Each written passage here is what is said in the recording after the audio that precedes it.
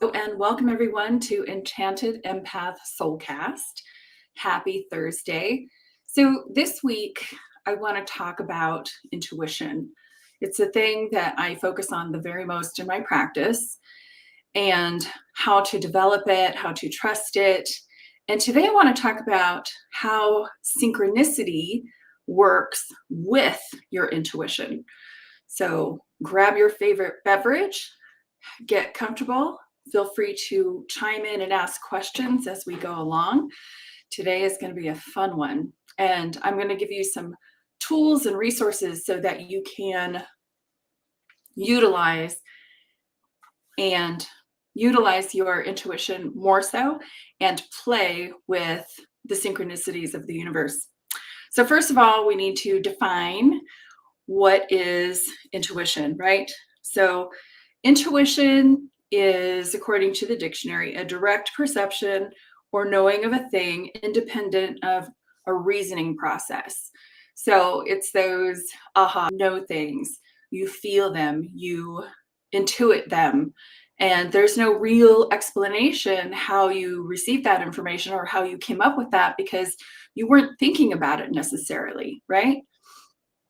And so part of the reason I'm obsessed with intuition and psychic development is because it is our primary communication.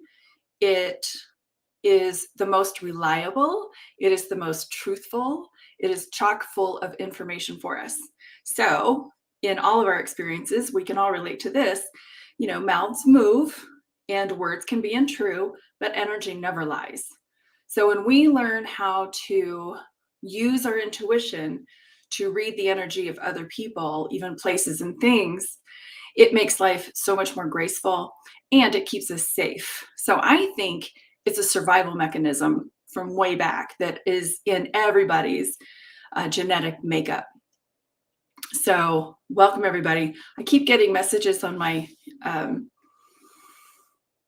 Instagram that we keep getting disconnected, but I'll have the replay after this, so hang tight. All right, so intuition is your most amazing internal guidance, and it's internal, right? And the intuition, some people call it the sixth sense. Well, I do know for sure that the intuition plays really well with the other five senses. In fact, how you receive your sixth sense information or your intuitive information is through your five senses. So they work in unison. And so some people pick up that more subtle intuitive information, the energetic information, through vision or through hearing or through even speaking or writing. And some people sense that intuitive information through feeling. And so you can see that the senses are all playing together nicely. And so one is not better than the other. You know, the sixth sense, just because it's the sixth doesn't mean it's the highest. It picks up that more subtle energy, right? That the five senses, we need the five senses to bring it in so that we can interpret it through our human system. It's just the way it is. So in my practice in just living, I have noticed that there are different levels of intuitiveness. And I got real curious about that. It's like, how come some people, the empaths especially, are more sensitive to energy and information than other people? What's the deal? What's going on there?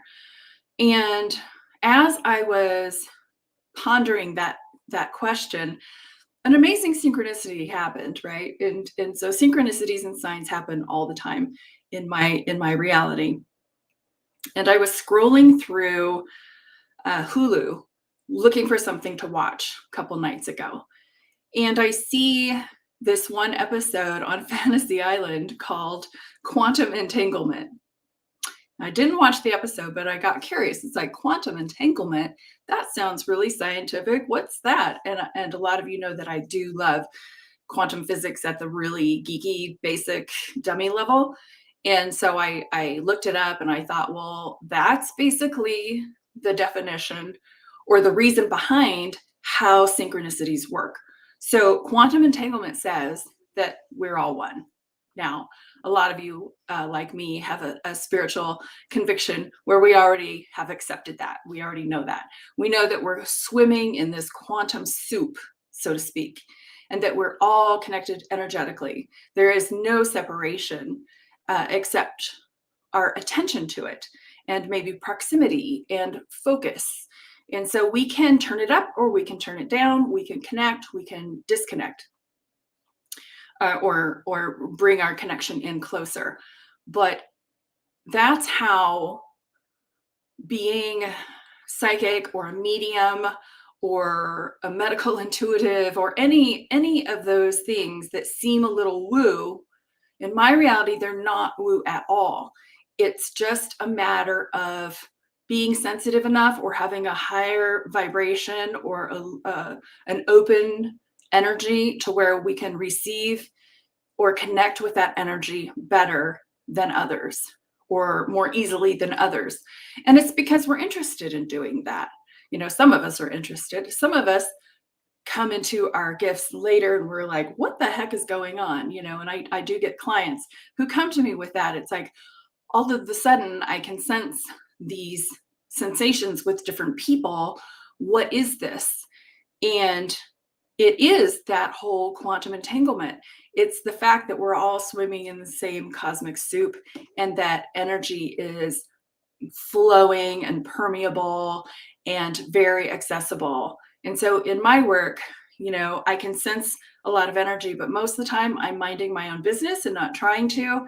And then other times it's too much to ignore. And then sometimes I make a very deliberate decision to connect. So I have a target and then I go get it. I go look for it. So there's all kinds of different levels of doing this. And I want to talk about the different levels within people. So I have definitely noticed, and in thinking about or just contemplating or channeling or however the information comes, I noticed and I saw in my mind's eye the different auras that we all have. And that aura is your personal energy field. And so, of course, you're a living being. We are all electromagnetic living beings, and we are all emitting energy all the time, even when we sleep. And so that's the stuff that we're all in, we're all in this together, basically. And there are some people whose auras are lighter, thinner, more transparent, and permeable. So imagine steam, or imagine heat waves coming off of a blacktop, right? You can actually see the waves. And so you know that there's something there. There's an energy that you can visibly see with your naked eye. So if you can see that with your naked eye, imagine the things that you can't see, right? And that's the world that I live in. I know there's a lot more going on than we can tangibly see with our naked eye. So if we're talking about a person who has a lighter energy, and let's pretend there's a scale here. So there's a person here with very, very light, permeable, airy energy. Think of the air signs, right? The Geminis, the Aquarius. They seem to, all this kind of seems to fit together if you really stop and think about it. And the air signs are just more flexible and adaptable and open and receptive and flowy, right? So they're just going to be more apt to sense or to pick up the energy around them or a person passing them, or energy that they're just thinking about. And at the opposite end of the spectrum, if you imagine a person with a very dense aura, very heavy, very compact, they're going to be like bulldozing through and I imagine like a person walking through a store where they're oblivious to the energy or, you know, the energy of anybody around them, because they're basically just so dense and so thick, so that they are really in their own world, in their own aura. And there's no judgment here.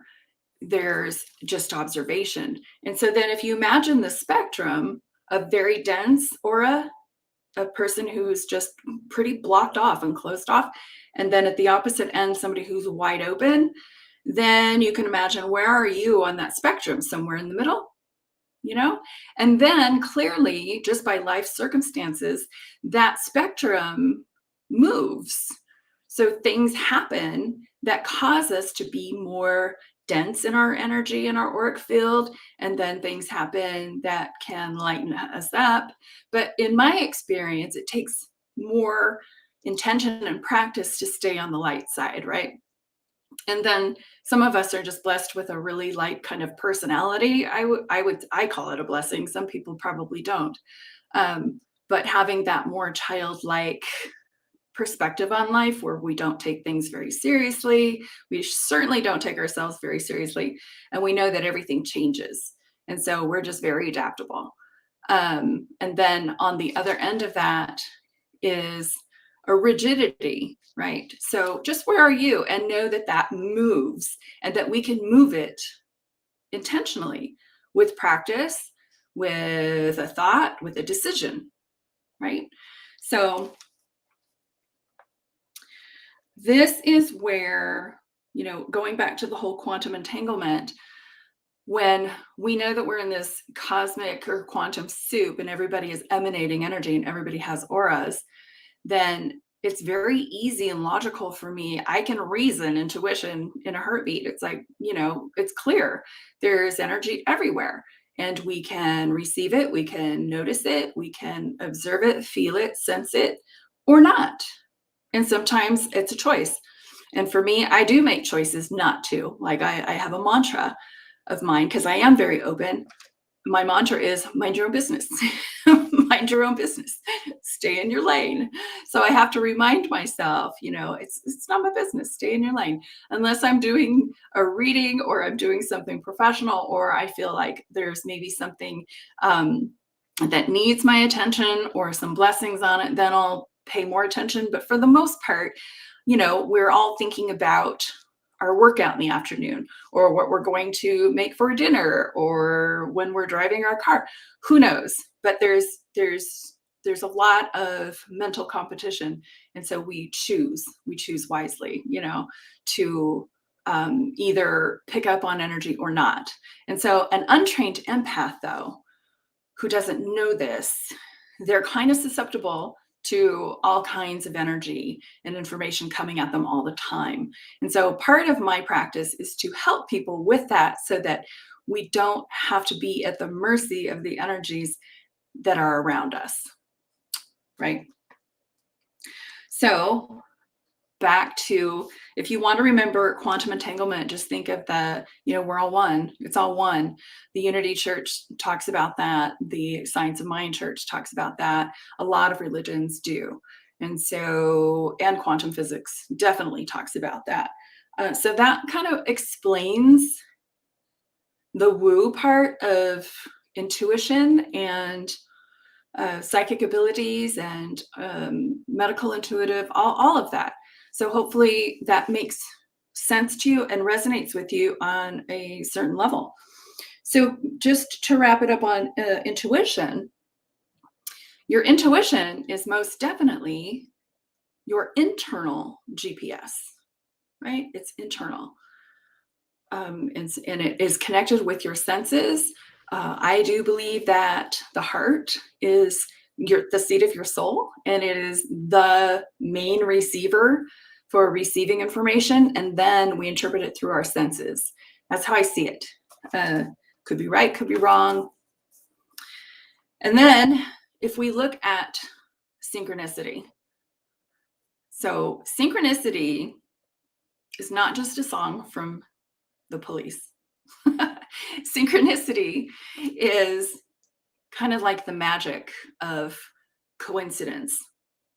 There are meaningful coincidences that are really hard to ignore, that the timing, the placement, like everything is perfectly in unison, boom, and then something cool happens as a result, right? And you talk about relationships and people meeting and how the certain circumstances had to be lined up just right at the right time, at the right place for them to ever meet. And if that one situation didn't happen, they feel that they probably would have never met. I kind of think, there might be a little bit of fate at play there. I'm not sure about that yet. But if you didn't get it one time, you'll probably have another opportunity. So I don't have a lack mentality about that. I have a que sera kind of mentality about that. But I do know that the synchronicities and the signs that are happening around us all the time is what I consider the language of the universe.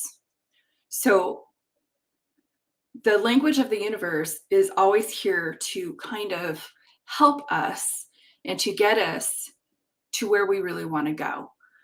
Let me give you some examples of synchronicity and signs. So I don't believe in accidents and I don't believe in coincidences, like the normal kind of definition. I really do believe that there's some magic happening behind the scenes. We can get those synchronicities and those signs through repetitive numbers, words that we continue to hear. We keep seeing the same people or the same person. We keep seeing the same places, but I get a lot of numbers.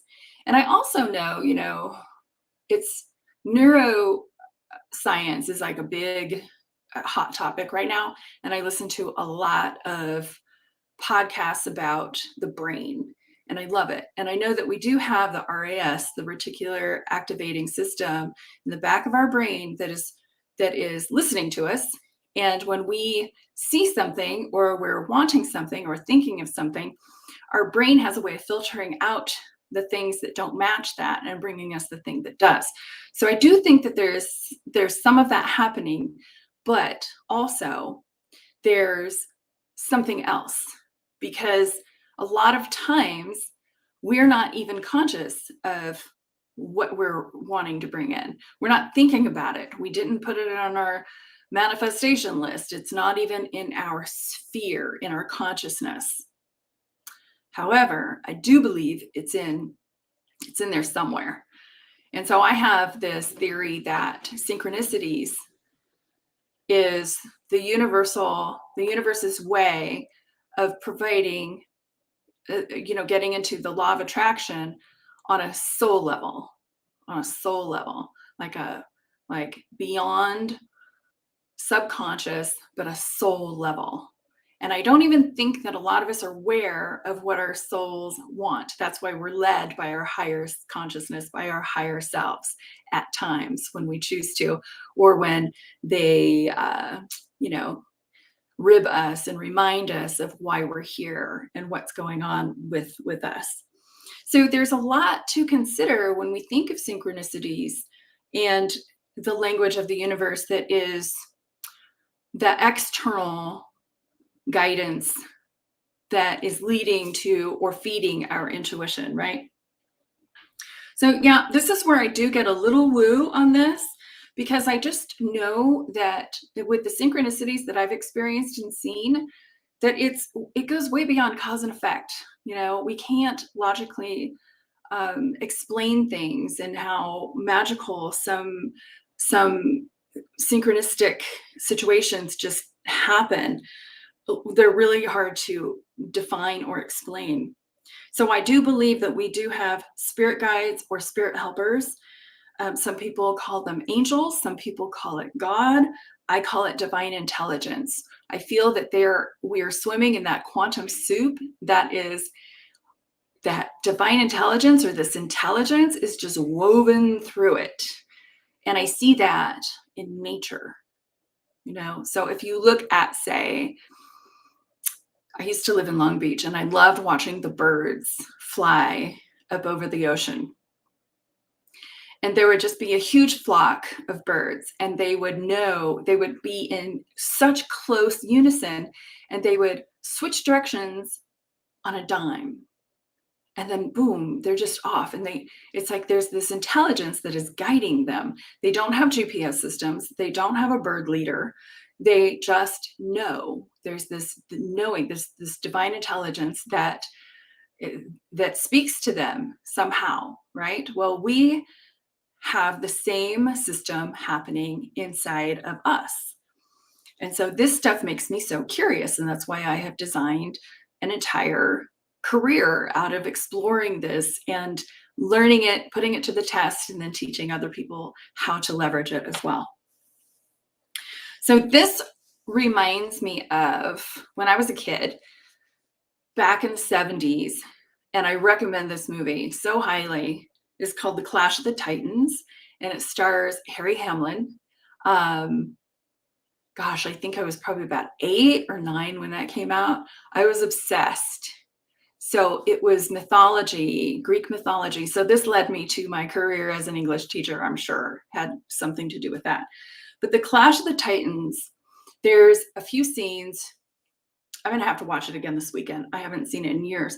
But there's a scene that really pops out at me where the gods and the goddesses are up in heaven or wherever they are. And there's a chessboard on the table. And they're taking the little humans, they're like little dolls, little human people, and they're moving them around on the chessboard, and they're strategizing the best possible scenario for each of the characters. And that just stuck in my head for all these years about how that resonates with me on a truth level. Now, do I really believe that they're personifications of gods and goddesses up in the sky playing chess? Not necessarily, but I do believe that there is something going on behind the scenes that is always helping us, so that leads me to the only conspiracy theory that I do believe in. And that conspiracy goes something like this, that the universe is conspiring on your behalf all the time. The universe is conspiring to get you to your greatest, highest outcome all the time. It is in direct unison with your soul, with your spirit, whether you're conscious or unconscious of that fact. And I'm going to call it a fact. That's a little brave, but that's how I interpret it. That's how I sense it. So the universe is conspiring for your greater good. That's a good mantra to have too. So even when the crappy things happen, yes, we're going to feel the pain. Yes, the scale is going to go to the dense side. Yes, we have some mourning or some work to do and some processing to take place. And that is part of our human condition. I completely embrace that and I honor that. But I also do believe that those painful moments, those pain points, and those the bringing you to your knees kind of moments are here to serve us. They're here to get us somewhere else. Maybe because we keep doing the same thing over and over again, the definition of insanity, and we need something to break us out of that habit or that rut or that loop that we're stuck in, right? And so the universe has a way through synchronicities of getting our attention so that we can do the thing that we really came here to do. We can do the thing that our soul's intention or our dharma, our soul purpose wants to do. I do believe that. I do believe that we're all here for certain reasons and purposes. And it's like, whether we sign up for it, acknowledge it or not, I just feel like we're constantly being pushed in those directions. So I go willingly because I don't like the pain parts. But sometimes I'm not going willingly, or something external happens and out of your control completely. And I just get curious as I'm in my sadness, for example. I will know that there's something there for me later. But right now, my energy is too dense and too thick and too heavy to get the blessing, but I do know that it's there waiting for me. And that's how I have a tendency to cope with negative circumstances or painful situations. All right. So if you guys have any questions or comments, please feel free to chime in and let me know. I love examples of synchronicities.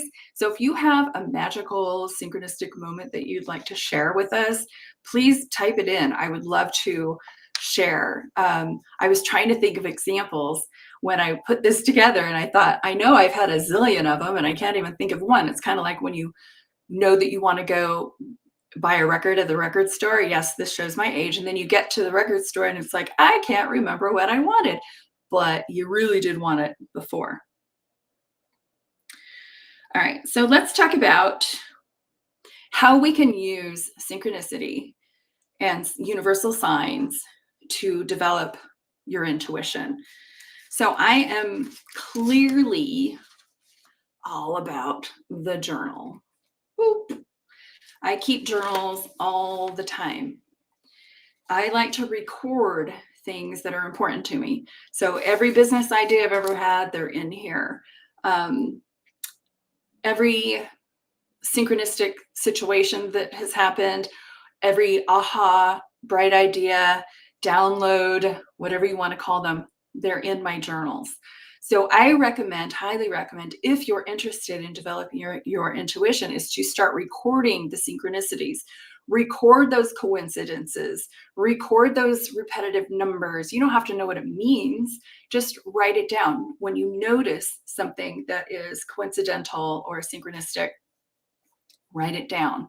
Eventually what happens is you'll start to see a pattern, and you'll get curious and consult somebody and ask, what is this going on? Or you'll just receive the information slowly, in your own timing. And I recommend that. So you'll be recording this stuff, writing it down in your journal. And then what happens as a result of that, I think, is the magical moment. That's when you develop trust.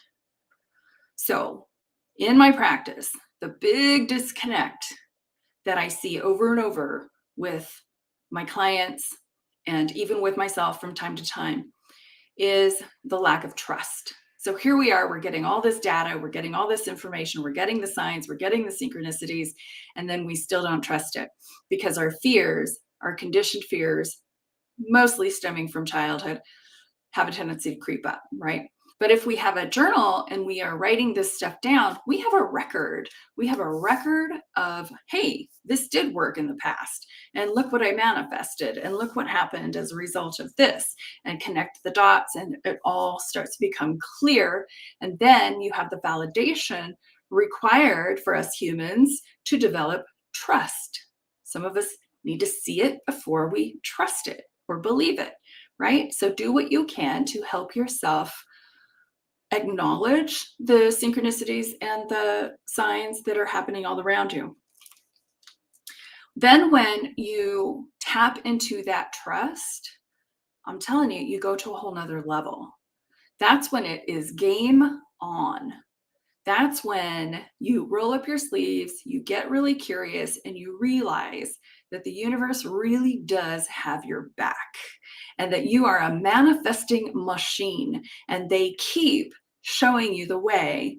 And I say, pulling your hair and giving you the nudges, and it just becomes this magical kind of lifestyle. And then it's wash, rinse, repeat. You do it over and over and over. So now you are in complete collaboration with the universe. You are a co-creator with your reality, and it's really fun. It's super fun. So my life coach is the universe. Right? And when I need other coaches, I will go get them. But the main coach that I have for sure is the universe, the synchronicities of the universe. They're always talking to us. So it's in our best interest to pay attention, listen, right? All right. One of the things that you can do also to maybe create or develop a relationship with the universe, and you choose whatever name you like, universe, God, angels, spirit guides. The list goes on and on. Every culture has definitely different labels for the same thing, right? So you choose yours. I like universe. It's nice and universal, right? And I call my spirit guides, I do believe that I have spirit guides. I call them or you guys. I used to think that was rude, and then I learned that it's not, because I'm just always on to the next thing, and I don't want to get stuck or dwell. I don't know. It's just my nature. I'm airy, so I'm off to the next thing. So hey, thanks guys, thanks. And then I'll leave flowers. You can see my flowers in the under Buddha right there. And the flowers are my way of expressing gratitude and acknowledging our collaboration, acknowledging our relationship. And then the magic happens when I see them. It's like a feng shui tip or trick, right? That it activates my knowing that I'm not alone and I got help. And so I like symbolism around the house. I like to have things that keep my energy high and keep me connected to the intelligence of the universe. So that's something that maybe you can try. So let me give you some very tangible, easy 3 ways to usher in the synchronicities, right? Um, the first one is really simple. Ask. What do you want? What is your heart's desire? That's the biggest question. It's like, what do you want? You don't know, you have to know the how, you don't have to know any of that. It's just, what do you want? And then just simply ask for it. And then the universe will start to move things. And the next part, though, on your side is to stay open and receptive. So there we go with that scale. If your energy is really heavy, it's time to explore, why is my energy heavy? Do I want it to be heavy? Do I feel safe and protected and guided and heavy? I'll like it. I'll stay there. That's fine. The earth signs, stay wherever you're comfortable. I'm not saying you have to be light, but the lighter you are, the more receptive you're going to be. So maybe you could smudge it up just a bit, right? And so do the test and see where you are on that scale. And if you need to do a little bit of work to lighten up or to raise your energy, raise your vibration, you all know what I'm talking about, right? So it's so not a judgment, and I hope you're not taking it that way. We all have our ups and downs. And so one of the silly ways that I raise my energy levels and to get my vibration up is I listen to those really masculine motivational videos on YouTube that are a mix of motivational speakers like Les Brown, Tony Robbins, all the greats, and they're put to music. Denzel Washington's speech, all that stuff. It's all smushed together, and then it's got this really dramatic music in the background. It's like, yes, you can do anything kind of stuff. So that works for me. And I like just music. I like essential oils. I like pretty, anything just to keep my energy buoyed, to keep it high, keep it light, keep it soft. And then also when your energy is heavy, it's always a sign as to something's going on. So let's explore it. I'm not about just, switching our energy high and being all lollipops and rainbows all the time. But to be aware of where you are on the scale, where you want to be, and knowing that you can change it. That's the most important takeaway. You never have to be stuck anywhere. All right, so ushering in synchronicities. 1, ask. Set your intention, ask. 2, stay open and receptive. Stay open and receptive. Be observant. Look around. Don't shut yourself off and think that you have all the answers and that you'll figure it out. I mean, you can if you want, but that is not a collaboration with the universe. That's you trying to figure everything out. Trust me, I lived like that for the first, 20, 30 years of my life. And then I discovered the feminine way of living, and it's just like so much easier. It's called access your intuition. Um, and then the third one is to keep your vibration high and light and healthy. Just keep it in a healthy, open, receptive place. Right. So that's how we usher in the synchronicities and the signs, and then get out your journals and write them down. All right, guys. So if you would like to dive deeper into this subject, this topic with me, and put this stuff to practice and test it yourself, I have actually created a free 5-day intuition challenge, and I'm going to invite you to it. So you can put this stuff and a lot of other things to the test that I'll be sharing in those 5 days. Absolutely free. You have nothing to lose and a lot to gain. So we're going to be meeting on Facebook in my Enchanted Empath group on Facebook. And then we're just going to, for 5 days straight, explore and play in developing our intuitions and really leveraging this information and putting it to the test. So if you would like to sign up, just head over to my website. It's charlenemurphy.com/intuition challenge. One word, intuition challenge. I can guarantee you're going to walk away with a lot of information that you probably have never even heard of. But when you hear it, you're going to resonate with it on a soul level, because this stuff is stuff that you already know. That's why my motto for my business is remember your inner brilliance. This is nothing new. This is how you are naturally wired. And my job is to just help you remember and to excavate the stuff that keeps you away from it so that you can live a charmed life, and you can live a life that you want, a life that you love, a life that you co-create with the universe, with all the magic and the splendor of the synchronicities and the signs. Good stuff. All right, guys. Well, that's all I have for now. So hopefully I will see you soon. I'll probably see you next week for sure. So take good care of yourself, right? Take really good care of yourself and each other. So until next time, peace. See you soon.